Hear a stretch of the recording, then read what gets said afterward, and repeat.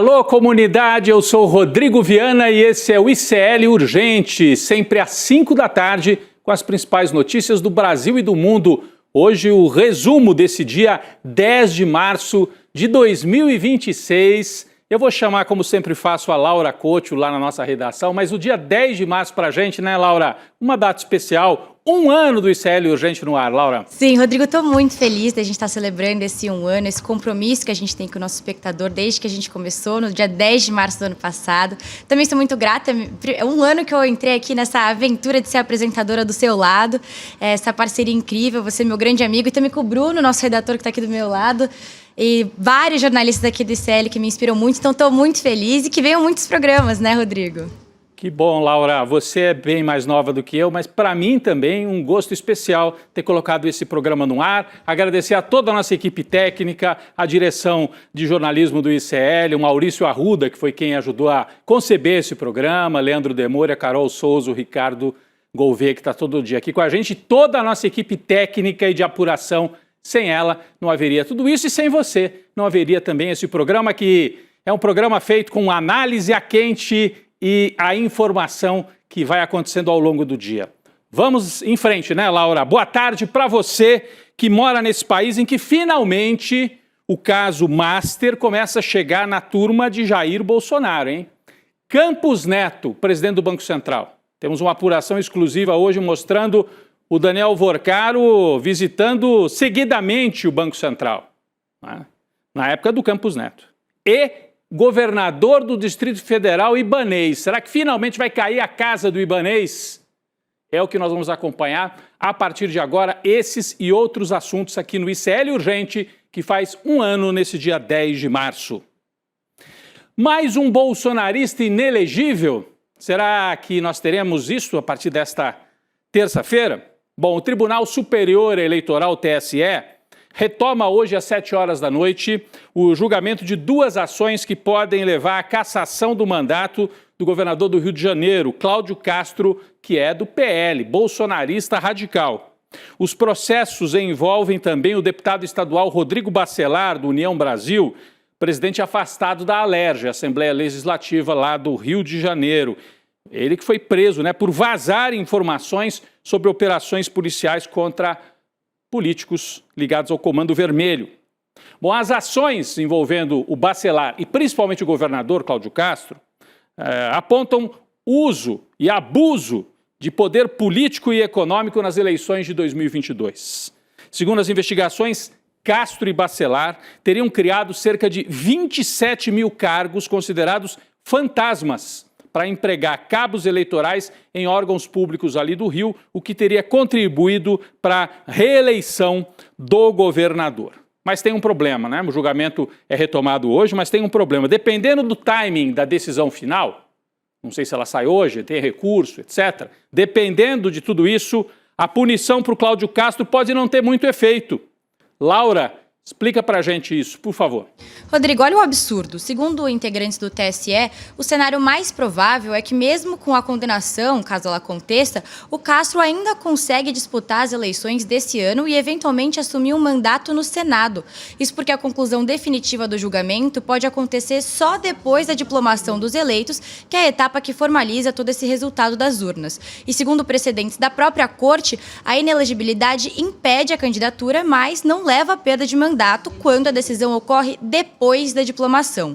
E tem mais, ainda que o Castro seja declarado inelegível por 8 anos, o período dessa punição vai coincidir com a duração de um eventual mandato no Senado, que também é de 8 anos. Ou seja, o Castro poderia tomar posse e exercer o mandato normalmente, mesmo condenado, e concorrer à reeleição em 2034. Rodrigo. Seria um absurdo dos absurdos. Fora isso, na sessão de hoje há a expectativa de que um dos ministros do bolsonarismo, que lá estão André Mendonça, o terrivelmente evangélico e terrivelmente bolsonarista, e Cássio Nunes Marques. Os dois integram o TSE. Eles são ministros do Supremo e, na qualidade de ministro do Supremo, integram o Tribunal Eleitoral. Um deles poderia pedir vistas do processo, atrasar tudo, e aí a gente poderia cair nessa estratégia aí que a Laura acabou de explicar para a gente. Nós vamos acompanhar e amanhã traremos mais detalhes sobre os fatos lá no TSE. Bom, a primeira turma do Supremo Tribunal Federal iniciou hoje o julgamento de 2 deputados federais e um suplente, né, pelos crimes de corrupção passiva e organização criminosa. A sessão começou às 9 horas da manhã. É aquele caso das emendas parlamentares. O colegiado vai julgar a ação penal na qual são réus os parlamentares Josimar Maranhãozinho, que é do PL, do Maranhão, Pastor Gil, que é do PL, do Maranhão, e o suplente Bosco Costa, que é do PL do Sergipe. Tudo PL, tudo Partido Liberal. Olha os 3 aí na tela. Esse aqui é o suplente, né? Esse aqui é o suplente e os outros 2 estão aqui também. Então nós temos os três em julgamento por desvio de emendas. Eles são acusados pela Procuradoria-Geral da República de cobrar propina para liberar emendas. Laura, traz outras informações sobre isso também. Sim, Rodrigo, essa é a primeira ação penal sobre desvios de emendas enviadas para a análise do STF desde o início dessa pressão do ministro Flávio Dino por mais transparência no repasse de verbas públicas. E além desses deputados que você citou, mais 5 pessoas ligadas a esses parlamentares também são réus no processo e também vão ser julgadas hoje. De acordo com a denúncia da PGR, entre o fim de 2019 e o começo de 2021, esses parlamentares teriam pedido 25% de propina ao então prefeito de São José de Ribamar, que é a 3ª maior cidade do Maranhão, para destinarem recursos públicos por meio de emendas parlamentares. Do total de R$ 6.700.000 enviados, R$ 1.600.000 voltariam para o bolso desses deputados. As investigações começaram a partir da notícia crime apresentada pelo próprio ex-prefeito e o pagamento de propina não aconteceu. As defesas negam todas as acusações. Rodrigo.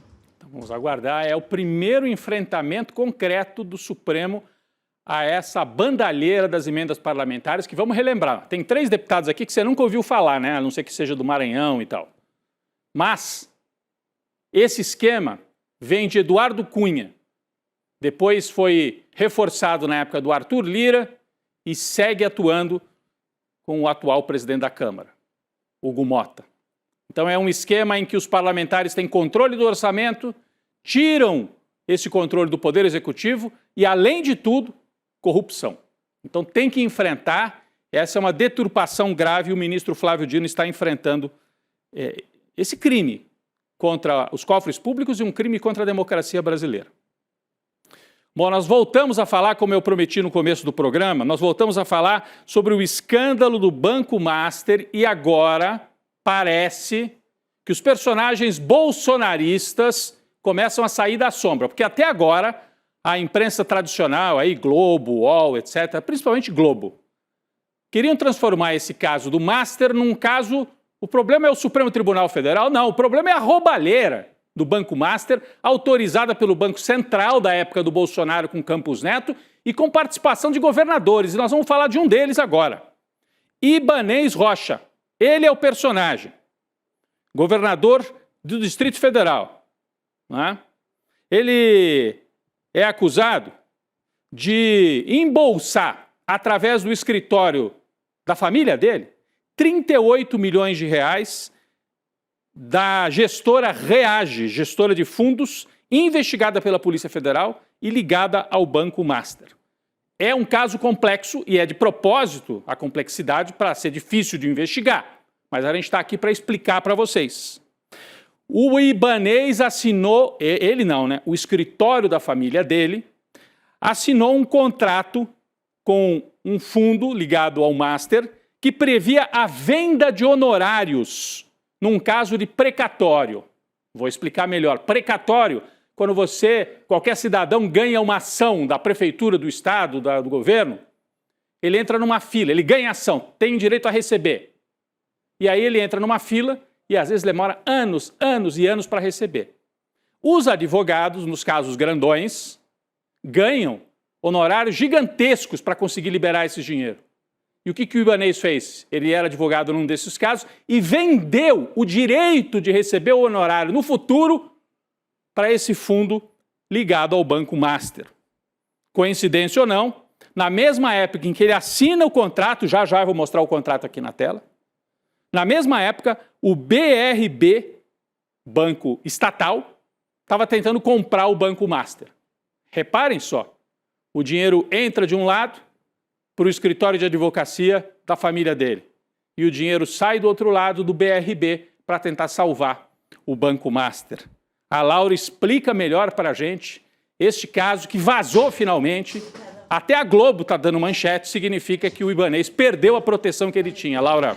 Sim, Rodrigo, em maio de 2024, o escritório Ibanez Advocacia e Consultoria vendeu para o fundo Reag Legal Claims os direitos sobre honorários advocatícios no valor de 38 milhões de reais, como você informou.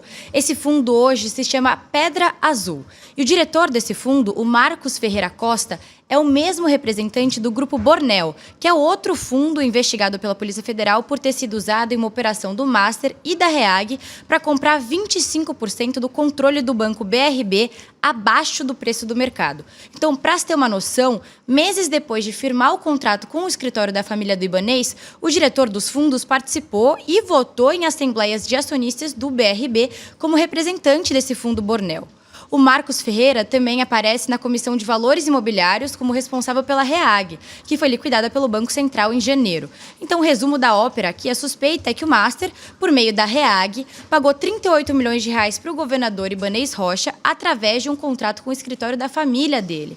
E aí, em troca, o Ibanez teria facilitado a compra do Master pelo BRB, que é controlado pelo governo distrital, que hoje o governador é o Ibanez Rocha. Em nota, a defesa de Ibanez Rocha afirmou que o governador está afastado do escritório desde 2018. Ora, isso é evidente. Sabemos que ele está afastado. A questão é que o escritório é tocado por um filho dele. Vamos ver um trecho da nota do Ibanez, podemos colocar aqui na tela, para a gente dar o outro lado, né? A defesa do governador esclarece que ele está afastado do escritório desde 2018, de modo que não possui informações sobre negociações realizadas quase 6 anos após o seu afastamento. Esclarece-se ainda que o governador nunca participou de qualquer negociação com o senhor Marcos Ferreira, que é esse tal que a Laura citou aqui, desse fundo, tampouco com outros representantes desta empresa. Vale lembrar, né, gente, está aí o outro lado, está aí o posicionamento do governador, mas vale lembrar que em depoimento à polícia no fim de dezembro, Vorcaro disse ter mantido conversas institucionais com o governador, na presença de outras pessoas, inclusive. Ibanez afirma que só esteve com o banqueiro uma vez. Isso são os posicionamentos oficiais. Mas o que fica muito claro é que o governador do Distrito Federal tentou colocar o BRB, o banco estatal, para salvar o banco quebrado do Daniel Vorcaro. O cerco a Ibanez está se fechando e aí os aliados começam a pular fora. Presta atenção nisso. Até outro dia o Ibanez era tão poderoso que podia participar do golpe de 8 de janeiro, podia estar envolvido até o pescoço no caso do Master, e nada saía nem na imprensa, gente. Hoje saiu no Globo. Quando eu vi no Globo, eu falei, aí tem. E aí logo em seguida veio. O Partido Liberal, oficialmente o Partido Bolsonarista, rompeu com o Ibanez, agora, né? Porque está com medo de ser arrastado para dentro do caso Master, e o caso Master tem tudo a ver com o bolsonarismo. Então tá aí na tela, PL rompe com o Ibanez, e propõe até uma CPI do Master lá na Câmara Legislativa. A Laura tem outros detalhes sobre isso. Laura. Rodrigo, é isso. O que aconteceu hoje foi que o Partido Liberal propôs uma comissão parlamentar de inquérito, a famosa CPI, na Câmara Legislativa do Distrito Federal, para investigar a fraude do Banco Master, principalmente o que envolve o BRB, o Banco de Brasília. A pressão pela criação da CPI aumentou depois da publicação da notícia de um contrato entre o escritório de advocacia da família do Ibanez e um fundo da Reag Investimentos, que é toda essa notícia que a gente está comentando agora, e a Reag Investimentos, que está sendo investigada no contexto das fraudes do Master. A decisão do rompimento foi tomada pela presidente do Partido Liberal no Distrito Federal, a deputada federal Bia Kicis. E com esse rompimento, o Ibanez deve ficar definitivamente de fora da chapa do Partido Liberal para esse ano. Ele estava estudando aí uma candidatura ao Senado, mas acho que não vai rolar, né, Rodrigo? Ele queria, Laura, ele queria compor a chapa bolsonarista, né, que vai ter uma candidata a governadora, pode até ser a vice dele, vai ter provavelmente a Michele Bolsonaro ao Senado, e o Ibanez Rocha queria ser o segundo nome nessa chapa. Mas os bolsonaristas já estão tentando se afastar dele porque viram que é um corpo que vai ficar estendido no chão no meio dessa investigação do Master. Então estão entregando o Ibanez de bandeja, que agora não tem jeito. Bom, o governador sancionou hoje um projeto para socorrer o BRB, que ele mesmo deixou entrar nessa arapuca do Master. Bom, o projeto de autoria do Poder Executivo lá do Distrito Federal estabelece alternativas para fortalecer o capital do banco. O BRB ficou com um rombo nas contas justamente por comprar papéis podres do Master. A situação poderia ser ainda mais grave se o Banco Central, já na gestão do Galípolo, no governo do Lula, não tivesse liquidado, feito a intervenção e liquidado o Master e impedido essa negociata envolvendo o Banco Estatal lá de Brasília. Então é um caso muito, muito grave. Mas os escândalos, né, não param. Hoje saiu uma outra notícia, tentando, né, tirar o foco um pouco dos bolsonaristas e jogar de volta só no STF. Olha o que saiu. O ministro do Supremo, Alexandre de Moraes, teria participado de uma degustação de uísque ao lado do banqueiro Daniel Vorcaro. Isso aqui foi divulgado pelo site Poder 360. Além de Vorcaro e Moraes, Andrei Rodrigues, da PF, Dias Toffoli, outro ministro do Supremo, Paulo Gonet, Hugo Mota, Ricardo Lewandowski também teriam participado desse encontro em Londres em abril de 2024. Eu estou colocando tudo no condicional porque é uma apuração do site Poder 360. Eles têm a informação de que houve a viagem e de que houve essa degustação de uísque, mas até onde eu vi não tem fotografia, não tem um registro assim cabal de que eles estiveram todos nessa degustação, mas a notícia que saiu é essa, e nós estamos trazendo aqui. De acordo com a reportagem, a degustação do uísque teria um custo de mais de 3 milhões de reais e teria sido bancada pelo próprio Vorcaro. Foi realizada no George Club, um clube privado localizado numa área nobre de Londres. Está aí, ó, esse lugar aí é uísque, charuto e tal. Sabe o que me espanta? Bom, se for confirmado, é um absurdo ministro do Supremo, né, em festinha paga por banqueiro. Mas sabe o que me espanta? Quando Gilmar Mendes organizava encontros desse tipo em Portugal. Não sei se teve degustação de uísque, em Portugal talvez de vinho. Quando Gilmar Mendes era o amiguinho da Globo, da direita. Quando Gilmar Mendes impediu o Lula de virar ministro da Dilma, lembram, na véspera do impeachment? Aí não havia problema, o Gilmar Mendes nunca foi incomodado nos encontros que ele organizou. Até tinha o apelido de Gilmar Palusa. Do mesmo jeito, trem da alegria, levando autoridades brasileiras, misturada com empresário, misturada com tudo. Ou denunciamos todos, ou então não tem denúncia nenhuma. O escândalo é só quando é o Alexandre de Moraes, que acabou de julgar o Bolsonaro, ou o escândalo também é o Gilmar Mendes, na época em que ele impedia o Lula de ser ministro. Então tem que valer para todo mundo. De qualquer maneira, está feito o registro e nós aguardamos as explicações do ministro Alexandre de Moraes e, inclusive, do diretor da Polícia Federal. Ele esteve lá nesse encontro, doutor Andrei Rodrigues, delegado federal, no encontro pago pelo banqueiro, que agora está sendo investigado pela própria Polícia Federal. Complicado, né? Complicado. Bem, mas vamos falar dos outros personagens, porque isso aqui a imprensa tradicional mostra. Né? Mostra. Mas como eu dizia, o Ibanez até agora estava blindado e tem um outro que continua blindado. E nós vamos falar dele agora. Uma apuração do repórter Kleber Lourenço, aqui do ICL Notícias, mostra que o Banco Central virou praticamente o segundo lar de Daniel Vorcaro durante a gestão de Roberto Campos Neto. O banqueiro Vorcaro visitou o BC, o Banco Central, nada mais, nada menos do que 24 vezes entre fevereiro de 2019 e dezembro de 2024, quando então finalizou a gestão de Campos Neto à frente do BC.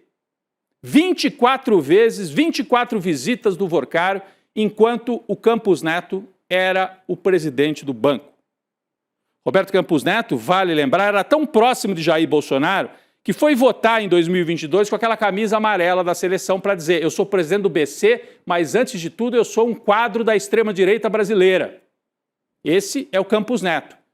E um quadro que ajudou o Vorcaro a abrir o banco dele, até um banco chancelado com autorização do Banco Central. Olha só quantas vezes por ano o banqueiro esteve lá no Bacen. Esse é um levantamento feito pelo Kleber Lourenço. A matéria está no site, com base na Lei de Acesso à Informação. Podemos colocar o quadro aqui? É um quadro que mostra todas as visitas, né, do Vorcaro ao Campos Neto, ao Banco Central, na verdade. Não sabemos com quem que ele se encontrou, né? Mas em 2019, 11 visitas. Em 2020, em 2022, em 21 ele pulou, nenhuma. Em 22, 2 visitas. Em 23, 4. E em 2024, 5 visitas. Ele era um personagem assíduo no Banco Central. Eu até fico curioso para saber se presidente do Itaú, do Bradesco, também tem essa quantidade de visitas ao Banco Central. Detalhe, em 2019 foi o ano em que ocorreu a aquisição do Banco Máxima pelo Vorkaro, que depois ele transforma em Master. Lembra? Ele compra um banco com outro nome, muda, foi em 2019. Né? Somando os horários de entrada e saída de todas essas visitas aqui, o Kleber fez a conta, ó, dá 21 horas, 45 minutos e 1 segundo. Ou seja, ele ficou quase um dia inteiro dentro do Banco Central, o Vorkaro, nesse desespero. Primeiro para criar o banco e depois para tentar salvar o banco. E o Banco Central não o perturbou enquanto o Campos Neto esteve lá. Por quê? Por que o Campos Neto e o bolsonarismo protegeram o Vorkaro? O cunhado do Vorkaro pagava a campanha de Jair Bolsonaro. O Campos Neto é suspeito. Por que o charuto e o uísque em Londres levantam suspeição? E as visitas do Vorkaro ao Banco Central não levantam. Só o ICL divulgou isso até agora. Está todo mundo caladinho. Por que o Campos Neto é tão protegido na imprensa brasileira? Por quê? Porque ele faz a ligação com o bolsonarismo e nesse momento a gente está na véspera de eleição. Entre outros motivos. Então vamos seguir acompanhando. O ICL aposta na apuração de todos aqueles que são suspeitos de terem participado desse escândalo, no caso Master. Principalmente dos personagens da extrema-direita, que é da onde vem o Banco Master. Os integrantes da CPMI do INSS afirmam que só tiveram até agora acesso a 0,25% do material relacionado à quebra de sigilo do Vorkaro, o celular. Segundo membros da comissão, o conjunto de dados reunido teria cerca de 500 gigabytes, o total, né? Mas o que foi efetivamente repassado para a CPMI seria apenas 740 megabytes. Então a Polícia Federal está segurando para fazer vazamento a conta-gotas? E para controlar o que sai e o que não sai? Um pedaço da Polícia Federal que é mais, vamos dizer assim, lava-jatista? É isso que está acontecendo? Bom, o material disponibilizado aos parlamentares contém, até agora, o que chegou na CPMI, contém basicamente as conversas privadas do Vorkaro com a namorada, que é onde tem menos interesse público envolvido. Se bem que tem algumas pistas ali, né? Reunião com fulano, ele vai contando para ela. Mas o grosso mesmo, as conversas com a autoridade, com o político, com o ministro, isso tudo está guardado, a Polícia Federal está controlando e a gente não entende se o ministro André Mendonça está participando desse esquema de controlar e vazar a conta-gotas só o que interessa. Não vazar nada sobre o Campos Neto, por exemplo, sobre o bolsonarismo. Então a gente está de olho nisso também. Articulações internacionais da extrema-direita, hein? Só que de dentro da prisão. O ex-presidente Jair Bolsonaro pediu autorização, olha só isso, gente. Pediu autorização ao Alexandre de Moraes para receber a visita de Darren Bitt, assessor sênior do governo Trump para as políticas relacionadas ao Brasil. Laura, ele quer receber um assessor do Trump dentro da cadeia, é isso mesmo? Ele acha que virou bagunça, né, Rodrigo? Esse Darren Bitt, ele ficou conhecido aqui no Brasil por criticar o governo Lula e a atuação do ministro Alexandre de Moraes no processo sobre a trama golpista. E lá nos Estados Unidos, ele é responsável no Departamento de Estado por propor e supervisionar as políticas e ações de Washington em relação a Brasília. Ele já classificou o Moraes como o principal arquiteto da censura e também da perseguição ao Bolsonaro aqui no Brasil. É aquela narrativa trumpista clássica, né? Narrativa, vamos ver se vai ter autorização, espero que não. Bom, o segundo escândalo de jatinho envolvendo Nicolas Ferreira, hein? Jatinho, né? O Nicolas já tinha aparecido no outro avião lá do pessoal da Lagoinha, pago pelo Vorkaro e tal.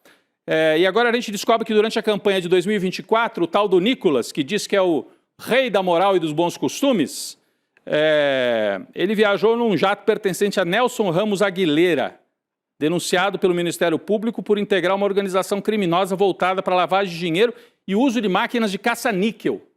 Olha isso, gente. É uma apuração do Intercept Brasil, a partir do cruzamento de registro do fretamento de aeronaves. A Laura tem outras informações. O segundo jatinho suspeito do Nicolas, ele é meio distraído com isso, hein, Laura? Rodrigo, a história é complexa, mas é o seguinte, vou explicar. Na semana passada, quando foi divulgado que o Nicolas pegou carona com um jatinho do Daniel Vorkaro em 2022, o deputado resolveu fazer piada e respondeu o seguinte: tomara que o dono da Latam não cometa nenhum crime daqui a 4 anos. Agora, parece que essa desculpa não vai mais colar, Rodrigo, porque segundo o Intercept, em 2024, o Nicolas fez 15 viagens bancadas com a verba do fundo partidário. O custo desses voos superou 3 milhões de reais, conforme conforme indicam notas fiscais emitidas pela empresa All Jet Táxi Aéreo LTDA. E isso não é novidade. Mas o que não havia sido revelado até agora é que um desses voos foi operado pela All Jet e foi realizado em uma aeronave da empresa que pertence ao Aguilera, que você citou, o empresário denunciado em 2022 por lavagem de dinheiro. Ou seja, diferentemente do caso do jatinho do Vorcaro, dessa vez o dono da aeronave já tinha sido denunciado bem antes do Nicolas entrar no avião. Rodrigo. Então não vale mais a desculpa que ele deu, né, Laura? Ele é distraído, ele vai entrando em avião de qualquer um, inclusive da bandidagem aí, né? Tá perigosa a situação do Nicolas Ferreira. Eu vou trazer aqui atualizações da guerra. Tô chegando lá, gente. Tô chegando lá nas atualizações da guerra. Espera um pouquinho só. É aqui, ó. Exatamente, ó. Nova ameaça dos Estados Unidos, hein? Trump diz que vai atacar com 20 vezes mais força o Irã. A declaração foi dada hoje. Caso o país mantenha bloqueio lá no Estreito de Hormuz. Bom, isso acontece. Eu estou com um problema aqui no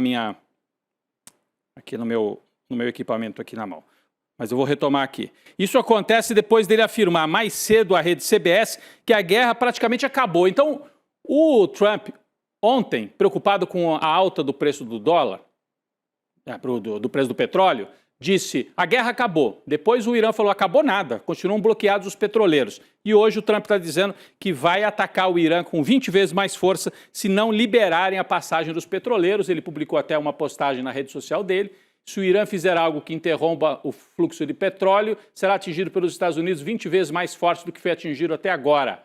Rezo para que isso não aconteça. Este é um presente dos Estados Unidos para a China e para todas as nações que usam imensamente, intensamente o Estreito de Hormuz. Obrigado pela atenção sobre esse assunto, presidente Donald Trump, ameaçando fortemente retomar aí os ataques ao Irã. Eu queria só agradecer mais uma vez a Laura aqui pela participação, pela parceria, mas dizer, Laura, hoje você vem aqui para o estúdio já. Sim. Nós vamos comemorar esse 1 ano aí do ICL Urgente.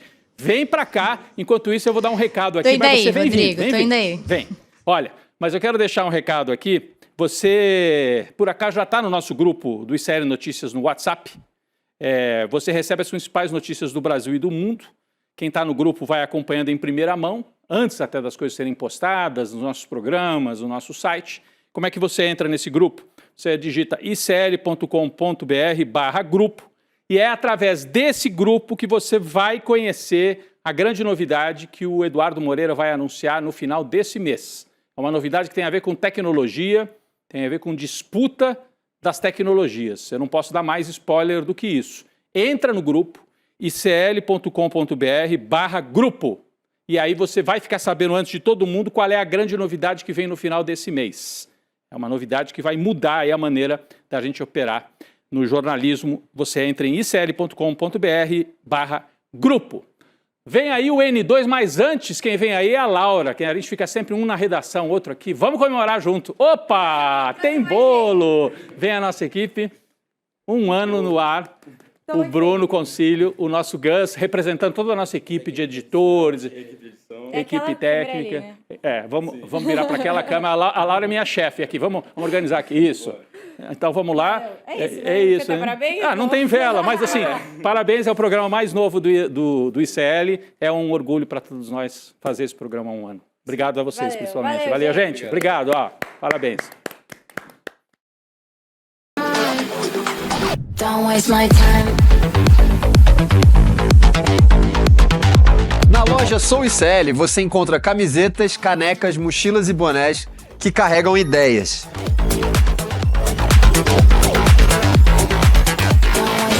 Produtos com propósito para quem acredita em justiça, consciência e transformação. Vista, use, leve a luta com você. Acesse souicl.com.br e escolha o que representa você.